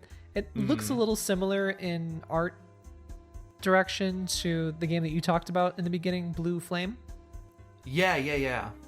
The character design specifically. Yeah, like you're seeing this kind of art direction in indie games a little more frequently nowadays. So it doesn't stand out from the pack, but it is very pretty. Yeah. I'm a little weary, though, that this is being developed by Hello Games. Hello Games are infamously the people behind No Man's Sky and that Kofefe that was. And it's weird because I didn't make that connection until the developer started talking. I was just like, oh yeah, that's where I've seen him before. So I'm weary of it. This is definitely a smaller and different kind of game than No Man's Sky. So I'll keep my eye on it, but a little weary. Yeah. But I love the pretty visuals and the puzzle solving. Yeah, and in their defense, like, the game that No Man's Sky has become and the game that it is now is actually pretty solid. And I feel I like will that not defend any of the lies that they said in their marketing and of course I won't. The BS leading up to it. I'm super cool that game has turned out to be good. What a shame that they sold not the game that they marketed to people. Yes. That is very true. But, and, I'm also not going to defend them with the whole argument of, well, they didn't technically say they had all these things in there. They were aloof and mysterious. And, no, come on, they knew exactly what they were doing. They knew what they were doing. With that said, this game does not seem nearly as ambitious when it comes to a development level And I really feel like they've kind of learned, I'm hoping they've learned their lesson as far as the general perception of what to give to people as far as what their games are going to be. So I'm hopeful for this game. But I'll tell you what I could do without that Stevie Nicks-esque song in the trailer to evoke emotion from me. Yeah, that seemed very It was way too on the nose. Yeah. Like, watch that trailer with no music or with any other music, and you can see how much they relied on the music to drive home the emotion of the trailer. And I don't like that aspect. They used it as a crutch, and it was just like... Yeah. Like, the song itself without lyrics would be a fine background song in a video game. I thought that it was kind of a boring song to have lyrics along to. It just was not musically interesting, and it was just like, be here in this moment of sad and longing, and I'm just like, ugh, over it. Here's this character that's dying. That's sad. Yeah. Yeah, well, we'll see. I'm willing to keep an eye open for it. Galen, lastly, what else do you want to talk about? Well, the one that we should probably talk about is the shadow drop at the very end of the direct, which was Exit the Gungeon. I played the Enter the Gungeon pretty heavily in, I think it was 2018. Yeah, and I was a huge fan. So when they came out with this and showcased it, I was like, wow, this is awesome. I really want to get into it. I actually bought this game that day, and it was a little bit cheaper than I was expecting. And I can kind of see why. This is a very different game from what we were seeing beforehand. So, the original Enter the Gungeon was, of course, a top-down dungeon crawler where everything was bullets and everything was also procedurally generated. This one is actually just it's not even a side-scroller. It's like it puts you into a single room from a side perspective. And you still have the dodging bullets. You can roll around and avoid that damage, but there is now a two-dimensional gravity to everything where you're losing out on the amount of planes that you can work with pretty reliably. Also, I haven't played it that much, and I'll probably talk more about this game next week. I have yet to find a shop mechanic, and one of the big things was being able to go around and finding these different guns and these weapons to be able to start using. Well, now your gun just randomly changes like every 10-15 seconds or so. That's interesting. You're no longer like trying to save ammo or collect ammo. It's just unlimited ammo, go, and things are always going to be different and wacky and weird. So it's a very interesting take. Are you enjoying it though? It's fun. It's a different level of fun than what I was expecting going into it. So I'm gonna give a good solid week of playing through this, and again, I'll have a lot more solid impressions of this. But yeah, this was their big surprise announcement at the end of the show.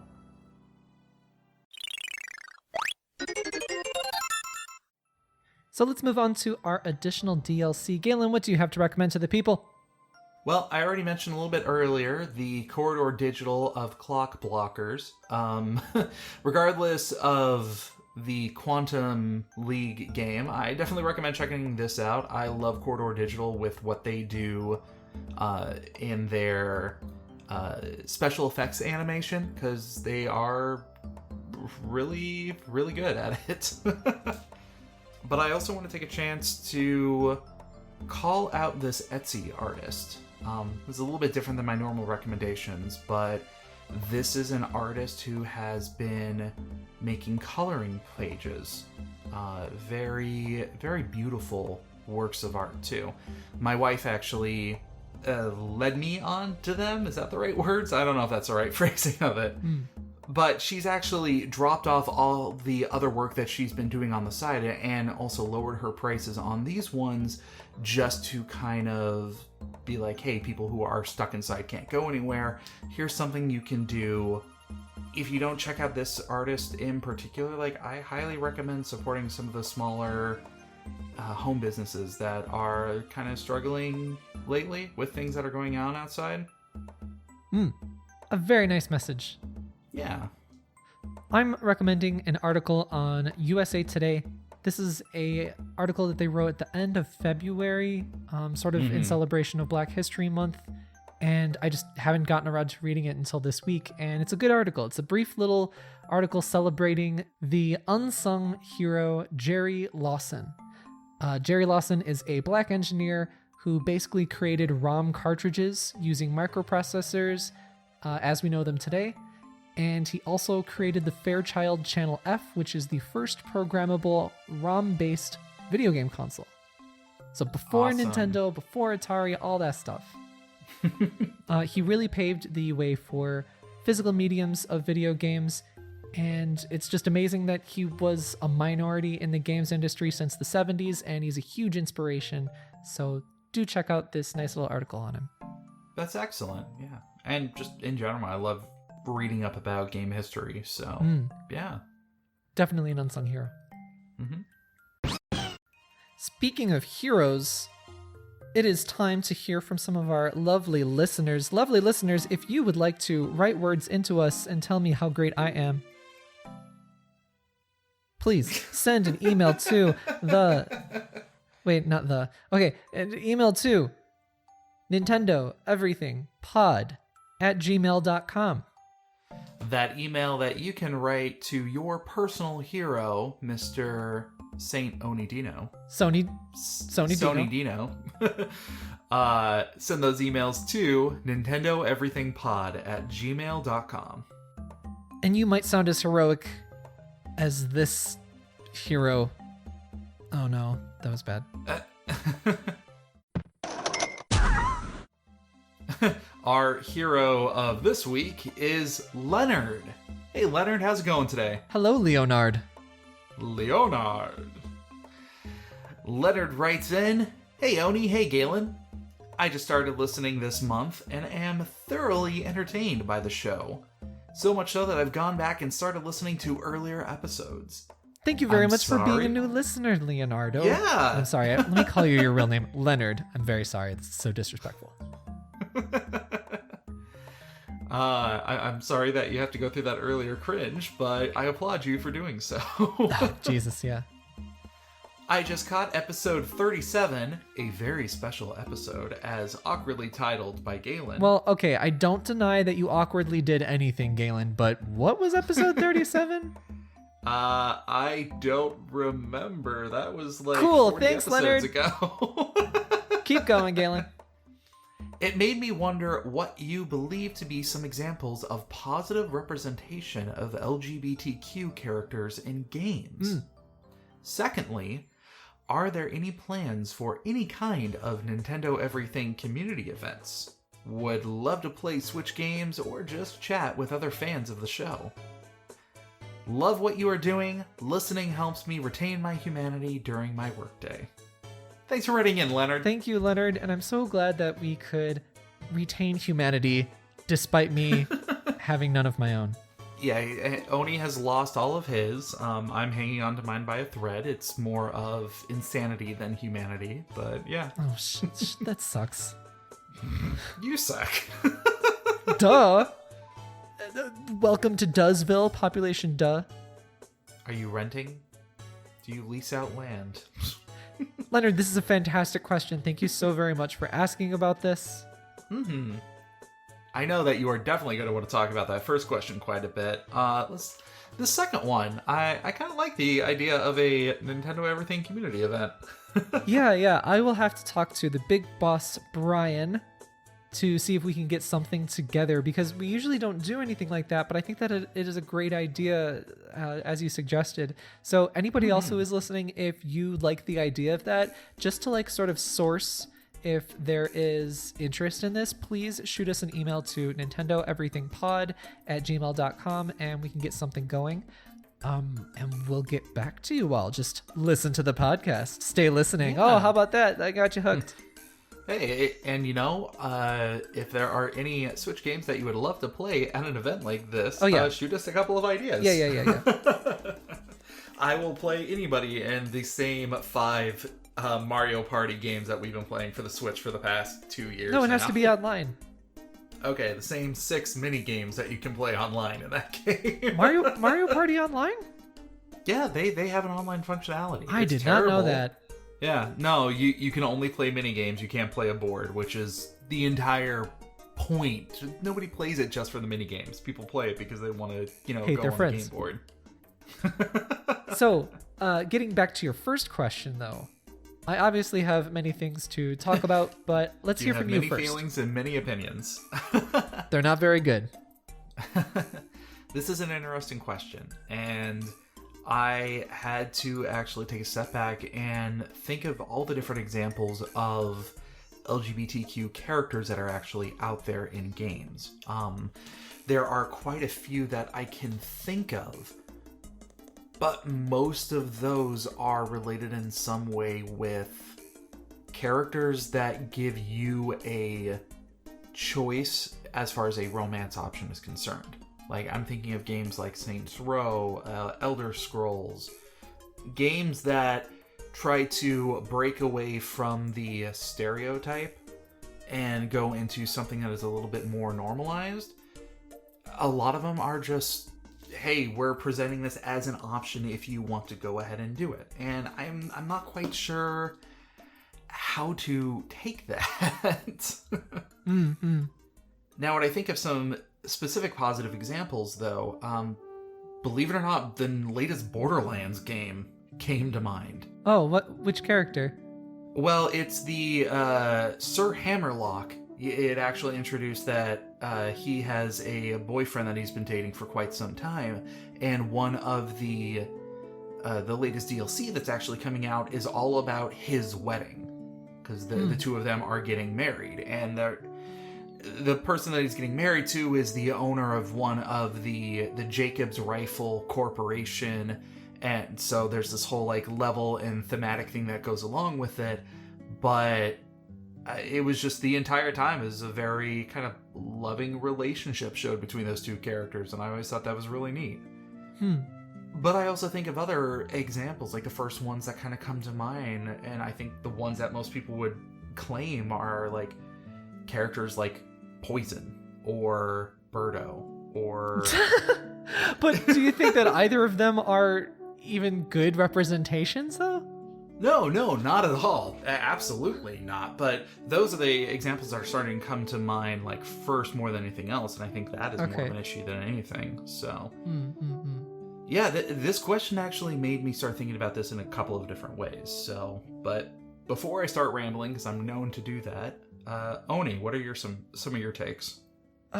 So this is a great question. Thank you very much for asking it. I had to think about it a little bit because, just being gay myself, I am aware of the lack of representation in video games and lack of good representation in just or major media as well. Oftentimes what we get is not proper representation, but we get gay baited or queer baited. So some games that I have not played, but I have heard good things about is Chloe from Life is Strange. I've heard that there's some harmful tropes in Life is Strange as well too, though. So it's always like, you can't ever just like have a good thing. Yeah. There's a character in Dragon Quest XI-S that I heard is a pretty decent representation for a gay male character. Again, I haven't played these games yet, but I want to. The Missing is also a game I want to play. This is written by Square, who I was talking about earlier. The full title of the game is The Missing, J.J. Macfield and the Island of Memories. You are a woman, a girl, saving your girlfriend, and the writing tells stories through your text messages and through your meetings with your mom. And I heard that it's got some very good character moments and some very bespoke dialogue in it. There are also some upcoming games that are, sounding promising, but I have no idea how this is really going to turn out. But these two games in particular I wanted to point out because they are big budget AAA major media games. The Last of Us 2 is going to star Ellie, and this is like the first game that I can think of really that's a big budget, huge game where your protagonist is a lesbian. And I really am glad that that is happening. I hope the game is good. I hope the representation is accurate. We'll just have to see on that. I'm not super hopeful for it. The thing about that is that I thought about that example as well too. Yeah. My problem with that is the history of Ellie's character, and specifically some of the events that happened when you got to play as her in the first game. There are some very kind of traumatic things that happen in the first one. And I'm worried that there is going to be some sort of correlation between those events and the development of her character in the second game. Yeah, there's always the dead lesbian trope in media, and I don't understand why. It's always like, if you're a lesbian character, you have to have a girlfriend that died or something like that, or your girlfriend will die or whatever. Yeah. And it seems like from the trailers that we've seen for Last of Us 2 that is Ellie's motivation, is that her girlfriend gets killed. Well, have you played the first game? A little bit. I didn't really care for it, and Cliff keeps urging me to keep playing it. Okay. Well, and Go ahead, spoil it. Okay, It's fine. Spoilers. Who cares? This game came out like 20 years ago. So I'm not even going to go into the DLC because I personally haven't played the DLC part yet. But in the actual storyline of the game, about maybe a third or like halfway through, the character that you're playing as, Joel, he ends up getting injured.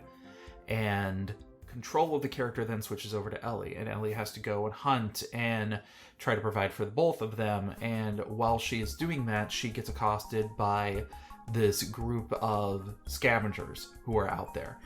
And while there is never something graphically shown, it is very heavily implemented that there is, let's just say for the sake of brevity, that there is harm towards women. You can just say rape. It's fine. It's so nothing awful. happens, but it is very traumatic. Uh-huh. And they make a point to, like, the rest of the game is her kind of like dealing and processing with what just happened when she was out on her own and doing this thing. So I also, when thinking about this question, I asked Cliff just before recording. Cliff is my husband. And I asked him, like, what are some games, because he plays a lot more Western games. I play a lot of Japanese games. And I was like, what are some games that you think have good LGBTQ representation? And he played recently The Outer Worlds, and The Outer Worlds has a character named Parvati who is possibly asexual, possibly a lesbian. She is just kind of not about any kind of romance when you first meet her. And then Parvati meets another engineer, a female engineer, and she falls for her. And a big quest line is you getting these two together. So I don't know if it's a sexual relationship or not, but she does have some sort of affection for her, and she's really just head over heels for her. And according to Cliff, that is some good representation there. The Outer Worlds, of course, a Western developed game. Another Western developed game is Dragon Age Inquisition. There is a character in that named Dorian, and he is a specifically gay man. He's not, a bisexual love interest that you can romance. You can only romance him if you're a male protagonist. And Cliff played that game and was an elf when he romanced Dorian. And so, okay, in the story of Dragon Age Inquisition, I should say, elves are oppressed by society. And Dorian should be, therefore, oppressing Cliff's character as an elf. But instead, Dorian was empathetic because he's faced the same struggles just about his sexuality in his life instead of his race. So that was a really nice dynamic that Cliff really enjoyed. Well, and let me ask you this, as somebody who is part of the LGBTQ community, what would you like to see as proper representation in, I'm going to say a video game, but I'll just also, like, if you want to expand it out to all media, you can. Honestly, just more of it and just more varied characters, because, there are characters there are humans that exist that are stereotypes of everything. Yeah. That's not everybody for any reason. So it's just kind of, like, unfortunate when, like, there's one gay character in the story and then he is the stereotype, and it's like, ugh, but so many other people, you know what I mean? Like we could have aimed higher, you know what I mean? Exactly. In big AAA games and mainstream media, there's very little representation, and there's often queer baiting and half steps. I want the queer baiting to knock off and the half steps to knock off. So like talking about like what was it? Star Wars and the Avengers most recently, where they're like, we'll give you a gay character. Hey, everybody, write a bunch of articles about it on the internet, and we're going to champion gay rights and make everybody go and see it and all that shit. Yeah. And then you go, and then it's like, in the Star Wars movie, it was two characters who barely had any dialogue, if they had any dialogue at all, who apparently kissed in like the background of a scene that is perfectly editable for larger markets that don't want to display LGBTQ characters like China. And in Marvel Avengers, it was just one of the directors doing a director cameo in a self-help group in the beginning of the second Endgame movie or whatever it was called. Oh, yeah. And it's like he was just a nobody being like, oh, I went on a date with a boyfriend. And it's like that was the big thing that they were trying to promote. And that's the disgusting thing, is that's queer baiting, and that's about writing articles and being like, see, we gave you a gay, see? And it's just about marketing and just making money, and that is super disgusting. Well, and I don't know if I necessarily agree with all of that, but then again, I am also a heterosexual male in this, so I know that I have That's a very fine. I absolve you of your heterosexuality. It's fine. It's don't feel any more shame. Thank you, Sony Dino. That's basically what people have been telling to people like me. Is like, oh, it's okay. Don't worry. I, the heterosexual cisgender man, will open the gates because I'm gatekeeping, and it's okay. You can be gay now as long as you don't push an agenda. It's okay. Well, and when the reason I asked the question to begin with of like, what would you like to see as far as representation in the games? When I think about that, and when I ask myself that same question, I would really like to see more of a positive effect of normalcy. Yes. Within the game itself. Like, you know what? I feel like I bring this up every time we kind of get onto this topic, but I'm going to do it again. One of the crappy DC shows that I watch, A Legend of Tomorrow, they have two characters who one is gay, one is bi. And there is a whole element where both characters go into the subconscious of one of the characters in there. This particular character is a clone. That's her whole backstory, but she has her own personality and strengths and insecurities, and it is fighting across all of these and realizing, like, where are they going in their relationship. There was a lot of, allegory in the entire thing, but the way that they wrote the entire show, I actually said to myself that if they were to change the gender of one of these two characters, and if they were to make it a heterosexual relationship as opposed to a homosexual relationship, it would not degrade nor enhance the gravity of what they were writing at all. And I applaud them for doing that, because they are not necessarily making a statement. They're saying, hey, this is a normal thing, this is something that should be accepted because this is something that is also relatable. Yeah, so like that's kind of my thing though, is that so sometimes, especially nowadays, you will see people reacting to that, and they'll be like who cares? Like, why does it matter? Yeah. And I saw a lot of this, especially with The Last of Us 2 talk happening. And that, by saying, like, who cares that they're gay? Like, it doesn't matter. Why does it matter that they're gay? And they're dismissive. That is actually very homophobic of them. That's like homophobes not knowing that they're homophobes. And that's very dangerous, because obviously it matters because they're gay. It matters because they're a marginalized group. It matters because there isn't representation. They have no idea that there really isn't that much representation, or for that matter, good representation in mass media. Like, we, of course, as a smaller group, want to see good representation, but there's so little of it that when we do get something, some people, go nuts for it, or it's shit and they eat the shit. You know what I mean? Because there's just nothing happening. It's been shit forever. Well, and I think you and I are kind of agreeing in the same thing, whereas, let's go back to this Marvel example that you said, where the character's sitting there and they're in a self-help group and it's like, I went on a date with a man the other day and it was really good, and was like, hey, I'm proud of you, go for that. And the director's saying like, see, we gave you a gay situation, huh? We're so cool with it, huh? Exactly. So I approve. Yeah, like that is needed. See, it's subconscious. It's hard to not take kind of a stance in that when you're kind of talking about the subject. Yeah. I applaud them for adding that sense of normalcy to this commentary, but what I don't appreciate is them saying, well, look at this one example that we did. Yeah, it's almost like saying, we did it, get off our backs. It shouldn't mean anything whatsoever. That's kind of the point. Yeah, that's where we want to get, but right now it does matter. That's the thing, is it does matter. And it's always going to matter, honestly, because we're a minority. So it's just going to always matter. Mm-hmm. And representation is important. I really want to bring up this topic because I talked about this a little bit before. Maybe it was in episode 37. Maybe this is the episode that Leonard is talking about. But it's important for two things. One, for the bigots and to normalize the existence of LGBTQ people.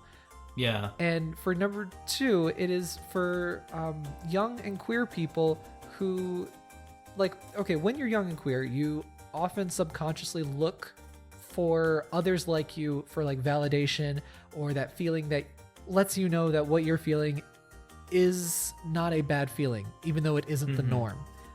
And people who have any kind of internal struggles will often use escapism in healthy or unhealthy ways, and that can be through books, TV, working out, cooking. It can be through all kinds of stuff, just as long as you have some sort of impetus.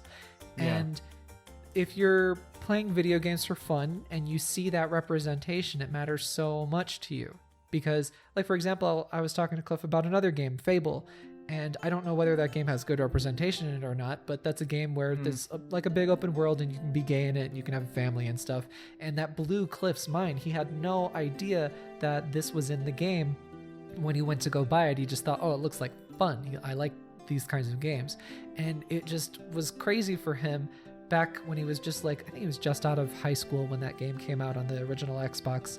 And he suddenly was able to see himself in the game. And as LGBTQ people, we're so used to not seeing ourselves, and sometimes if there's a romance option, we'll play as the opposite gender just to be with the gender that makes sense to us, if that makes sense, in a heterosexual relationship. And it's I don't know, we just need more representation, and if it's bad, we need more critique of that representation, just so it'll be better. And it's a process and it takes time. It's not going to be fixed overnight.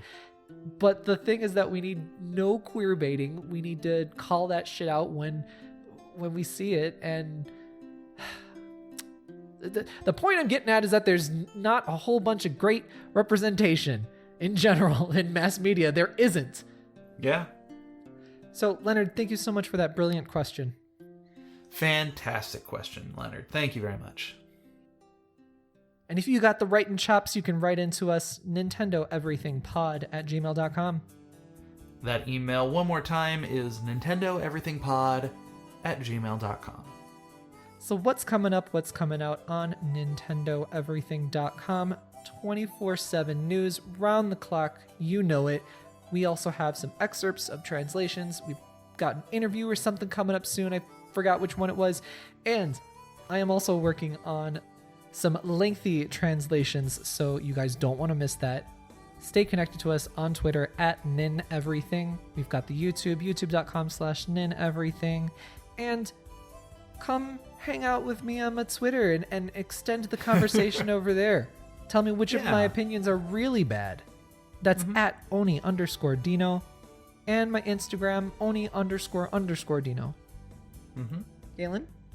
You can always shoot out your game-related questions over to me on Twitter at Mobius087. And I've been a little bit more active lately, especially with the things. I've got to find something to do on Instagram. So you can follow my crazy stories on Instagram at true_Mobius. So everybody, do your best to stay positive. It's a rough time out there, and I hope that our show can bring you a little bit of levity in your life. I am gonna go take a nap and or cry deeply. I am going to go find some food because I'm hungry. We know. What? So, for everything Nintendo, Stay tuned to